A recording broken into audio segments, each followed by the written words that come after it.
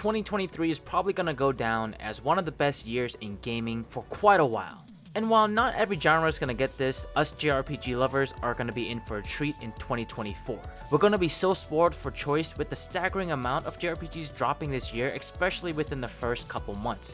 Within the end of January alone, we're gonna have to divide our time between 3 very promising JRPGs, starting with Like a Dragon Infinite Wealth dropping on January 6th. This game is a sequel to Yakuza 7, or better known to the international audience as Yakuza Like a Dragon.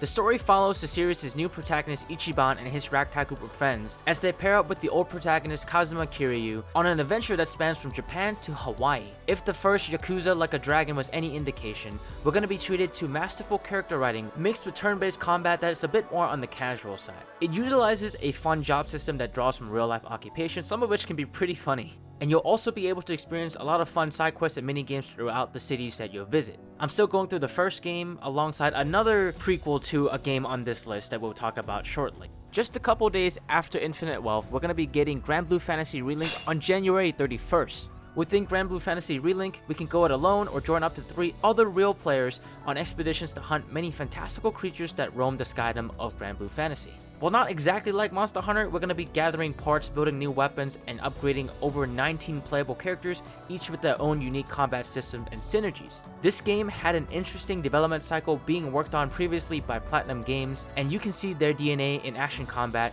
showing in all of the gameplay footage that we've seen so far. And while the franchise is a bit of an unknown outside of Japan, it seems that Side Games, the owner of the Granblue Fantasy franchise, have made quite the effort to flesh out the Granblue Fantasy world with a well-crafted story in Granblue Fantasy Relink. And if their previous internationally released game, Granblue Fantasy Versus, is anything to go by, the love and care that they're going to put in the game is going to shine through. As a Narmaya main in the Granblue Fantasy Versus fighting game, I am really looking forward to how she's going to play in Granblue Fantasy Relink and how they're going to handle her stance switching ability, because that made her really fun in the fighting game. I'm still a little bit hesitant on if the end game will hold me long enough. The story mode seems like a lot of fun and the co-op mode seems like a lot of fun, but yeah, if the end game is all about bosses, then the game lives and dies by its encounters. Based on the gameplay footage we've seen so far, it does seem like the end game encounters have some inkling and semblance of their last project, Dragalia Lost. So I'm kind of wondering how it's going to turn out. It could be really good. And if it is, we should probably play together sometimes. Let me know in the comments if you're interested in something like that. And just a couple days after Granblue Fantasy Relink, we're going to get another huge drop of JRPG goodness in Persona 3 Reload. This game is a remake of what I'd call the first Persona game to propel the series to the popularity that it enjoys today. For me personally, it was my first introduction to Persona and SMT as a series, so I'm curious to see how much I'll enjoy returning to the game. The game itself oozes with atmosphere and centers around a group of students with supernatural powers investigating the mysteries behind the Dark Hour, an anomaly that occurs every night during the 25th hour of the day. During this time, the world is physically altered, all humans without special powers, called a persona, are turned to coffins, and monsters called shadows begin to roam the streets, all the while a menacing tower named Tartarus erupts out of the ground every night, only to go back in at the end of the Dark Hour. The story has a lot of edginess to it, and it's got a lot of that mid-2000s energy, so depending on who you are or where you're at in life, you might find it very cringy, very cool, or very satisfying or sombering. Regardless of how you perceive Persona 3 Reload, I think we can all agree that the presentation and UI of Persona 3 Reload is immaculate and beautiful and gorgeous, and it's spectacular what the Persona team does with their UI and UX design. For those who have never played a Persona game, the best way I can describe to you what the game is it's a time management, dating sim, dungeon crawler with a Pokemon-like combat system.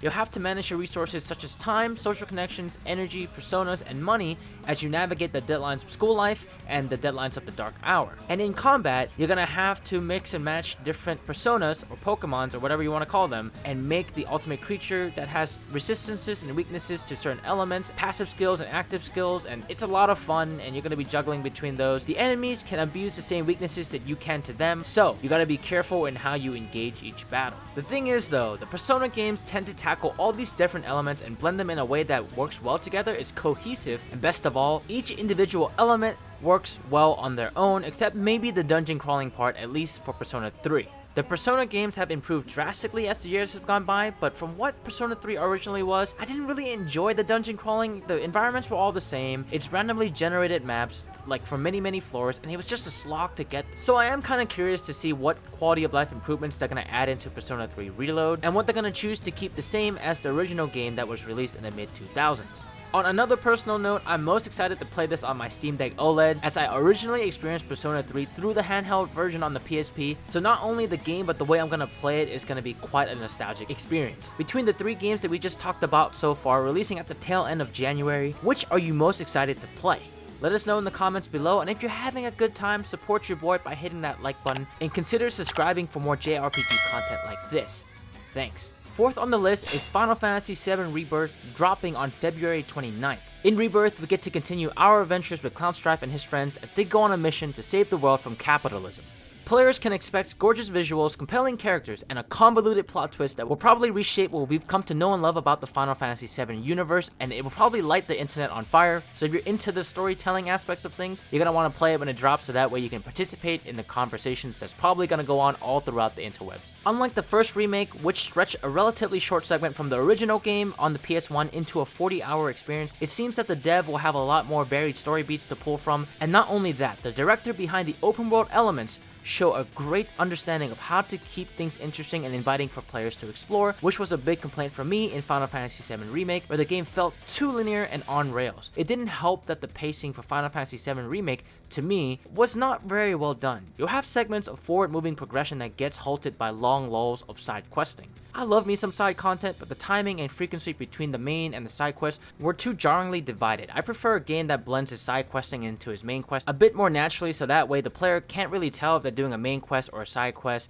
because all of it hopefully feels meaningful. If you're like me and haven't played the original Final Fantasy VII on the PS1, we may not appreciate the full extent of the story twists that lie in wait for us in Final Fantasy VII Rebirth, but even so, I think we're gonna have a great time regardless. The game has a lot of effort and care put behind it, so you're not gonna go wrong here. I'm actually playing through Intergrade right now on my Steam Deck OLED. Root for me, because I'm desperately trying to beat this before all the games on this list drop, so I can enjoy it at the same time as all of you. A little more than a week after Final Fantasy VII Rebirth drops, we're going to be treated with another Vanillaware title known as Unicorn Overlord, dropping on March 8th. Vanillaware, like them or hate them, you gotta respect how gorgeous the hand-drawn sprites are. And luckily for me, Unicorn Overlord is something up my alley. Taking cues from Final Fantasy Tactics and Fire Emblem, players will be building an army by liberating towns, training allies, and making tough strategic decisions as they navigate the dangerous battlefields of Fevriff.